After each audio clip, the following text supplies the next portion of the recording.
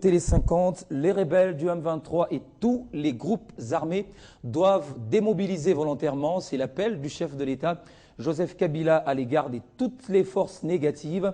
Après la reprise de Bunagana mercredi par les forces armées congolaises, le président de la République s'est adressé à la nation pour féliciter l'armée régulière. Bunagana est tombé. C'était le dernier bastion stratégique du M23.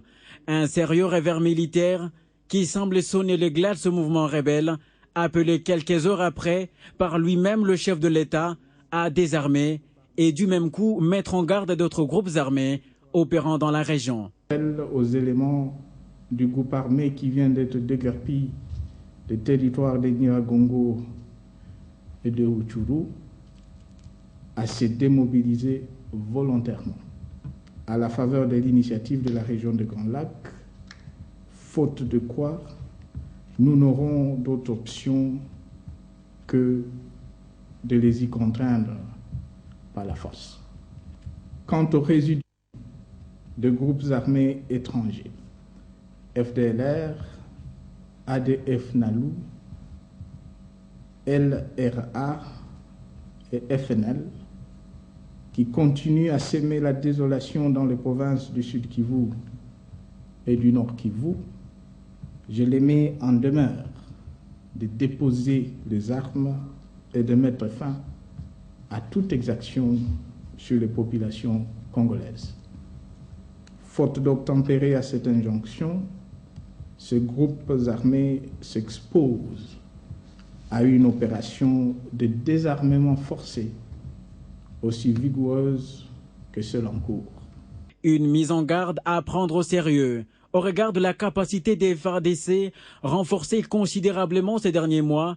Joseph Kabila précise tout de même que les efforts politiques et diplomatiques resteront de mise. Dans la classe politique, c'est l'unanimité sur cette performance quasi inédite. Pour l'essor de notre pays, il n'y a pas d'opposition, il n'y a pas de majorité, il n'y a pas de société civile, parce que c'est un sort commun. Nous encourageons nos militaires, nous demandons au gouvernement de renforcer la ration alimentaire, pourquoi pas tripler, quadrupler même leur solde. La communauté internationale, quant à elle, suggère toujours au gouvernement de Kinshasa de poursuivre le dialogue avec ce mouvement rebelle, une entreprise qui semble désormais n'être plus du goût des Congolais. Mieux vaut tard que jamais, l'Alliance pour le renouveau du Congo a adressé ses vives félicitations au président de la République, Joseph Kabila, pour la réussite des travaux des concertations nationales et son discours devant le Congrès. L'ARC promet tout son soutien aux diverses décisions prises en vue de la cohésion nationale. Excellence, Monsieur le Président de la République, l'Alliance pour le renouveau du Congo, ARC en sigle, Fédération du Katanga, a suivi avec intérêt le déroulement des travaux de la concertation nationale dont la clôture réelle vient d'être couronnée de succès par votre imposant discours prononcé avec maîtrise devant le Congrès. L'ARC Katanga tient à vous présenter ses très vives et sincères félicitations pour la réussite de ce forum historique de haute portée nationale. L'ARC Katanga soutient sans réserve toutes vos décisions relatives à la matérialisation effective des recommandations et résolutions formulées par la concertation nationale. Elle vous promet d'accompagner sans faille les efforts que déploie l'honorable Moïse Katumbi Chapwe, chef de l'exécutif provincial et représentant de l'autorité morale de la majorité présidentielle au Katanga, pour traduire en actes vos directives qui favorisent la cohésion nationale et le rétablissement d'une paix durable. Que l'Éternel Dieu vous bénisse. Il y aura de poulets pour la fin de cette année dans le cadre du social, puisque le premier lot de poussins commandé par le gouvernement est arrivé au pays. 7 containers ont accosté à Matadi. C'est le résultat du contrat signé entre le gouvernement congolais et le groupe israélien LR Group. Suivez. Sur la trentaine de conteneurs de poussins commandés, seul un premier lot de poussins est arrivé à Matadi. Un pari gagné pour le ministre de l'Agriculture, Jean Chrysostome Vahamouiti. Les rêves de la réhabilitation de Daipen est déjà une réalité et les premiers poulets seront disponibles sur le marché pour la fin de cette année. Nous allons arriver à une production, à un début de production de 100% de capacité de la ferme vers un peu après juin 2014. On sera en pleine production à ce moment-là. Ces poulaillers, même ce bâtiment-là, vont être détruits à ce moment-là pour être réhabilités et reconstruits en poulailler ultramoderne. C'est une visite d'inspection pour la matérialisation de la vision du président de la République. Dans la première phase, c'est la relance du projet Daipen et des moyens sont affectés pour la réhabilitation de ces infrastructures. Et face aux besoins alimentaires de la population, une production minimum est en cours et l'intensification est prévue pour l'année 2014. Pour l'assainissement de la ville de Kinshasa, les autorités viennent de lancer une taxe devant sévir. À cet effet, cette taxe a été instituée par le gouverneur de la ville de Kinshasa, André Kimbuta. À cette occasion, le chef du gouvernement congolais Matata Ponyo a procédé à la remise d'outils nécessaires aux cantonniers qui s'occupent de la salubrité dans la capitale. C'est à pied que le Premier ministre a rejoint les lieux prévus pour la cérémonie, la place dite des évolués.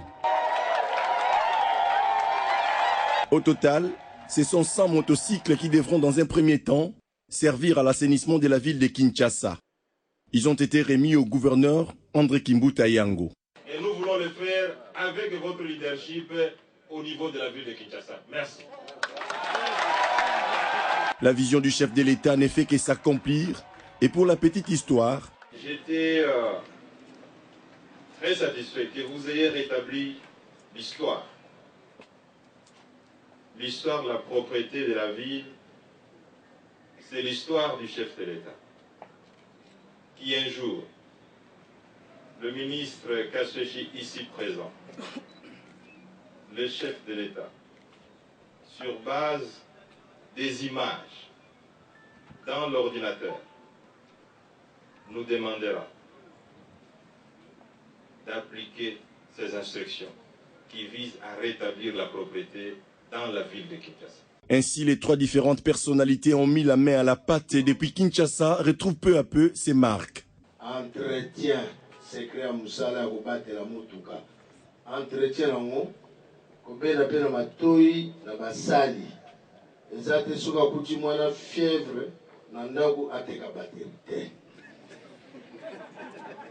Ces champions, comme les a qualifiés les chefs du gouvernement, travaillent d'arrache-pied pour les rayonnements de la capitale.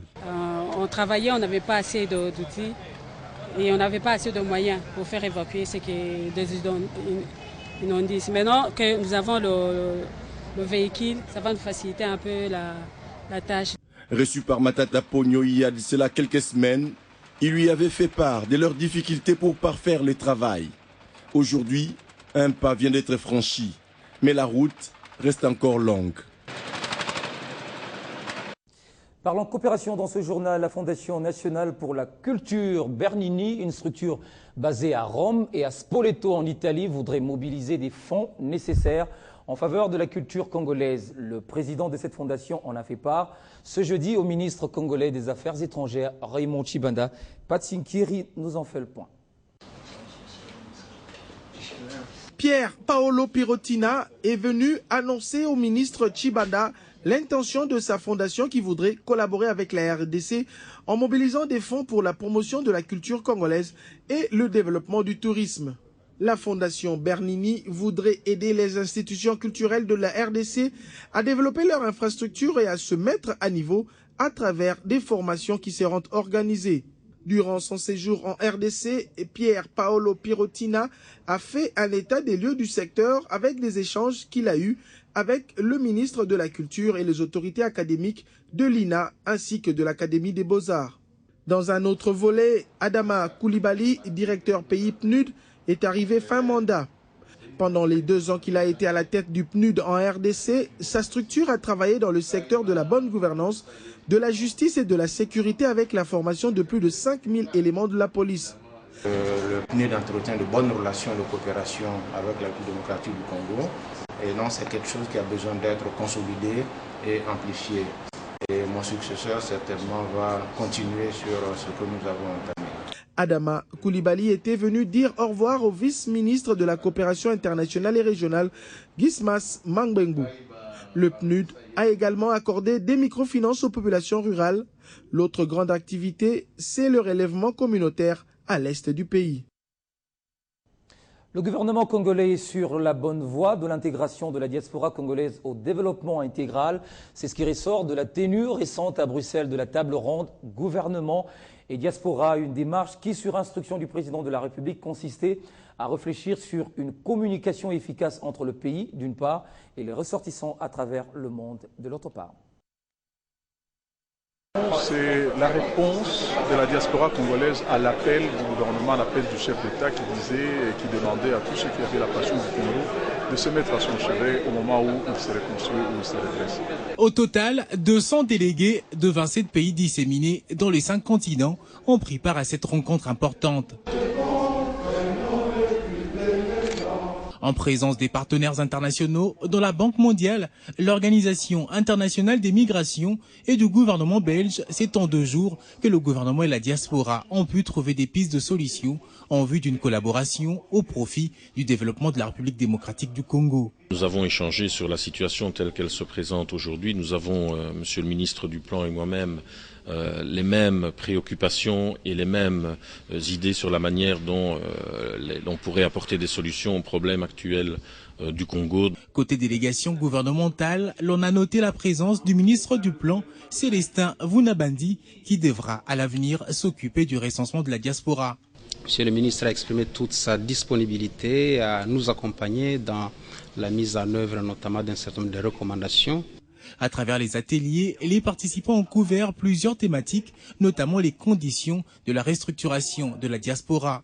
Il y a eu également des réflexions sur la soumission aux institutions nationales d'une proposition de solution au problème de la double nationalité et la création de guichets spéciaux pour faciliter les investissements de la diaspora. Une rencontre qui a permis aux 2 parties de débattre en toute franchise de tous les sujets d'intérêt et de prendre l'engagement d'une collaboration fructueuse dans la mise en œuvre des résolutions prises de commun accord. Le gouvernement congolais tient véritablement à l'émergence du pays et pour y arriver, il faut passer inévitablement par la modernisation de l'administration publique. Voilà ce qui justifie ce séminaire sur le leadership et travail axé sur les résultats tenu ce jeudi par le secrétariat national pour le renforcement de capacités.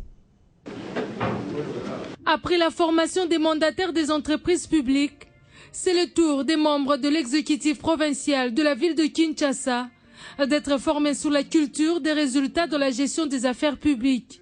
Ici, il est question pour le Sénarec de doter chaque ministère provincial d'un plan de performance annuel, de sensibiliser les décideurs sur le leadership, les réformes des finances publiques et la passation de marchés publics. À l'issue de ce séminaire, je crois que tous les membres du gouvernement provincial auront d'abord une même compréhension sur la méthode de gestion axée sur le résultat.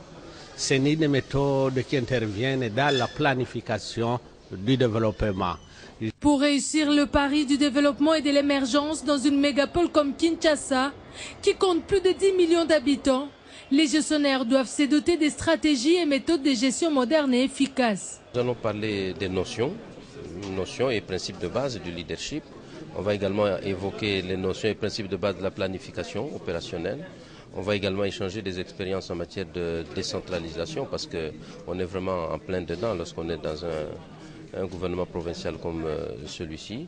Financé par la Banque mondiale et appuyé par des consultants experts, cette formation permettra désormais à la ville de Kinshasa de déclencher le mécanisme de gestion de projet. Après un jour de formation sur la méthode Graitech, les ingénieurs de la direction d'études et développement de l'agence congolaise de grands travaux ont bouclé la session de formation ce jeudi. Un atout technique supplémentaire qui leur permettra de faire des analyses exactes avec des équipements modernes. La formation, c'est quelque chose de primordial pour notre pays. On ne peut pas parler de développement sans formation. Elle était importante, cette formation, en croire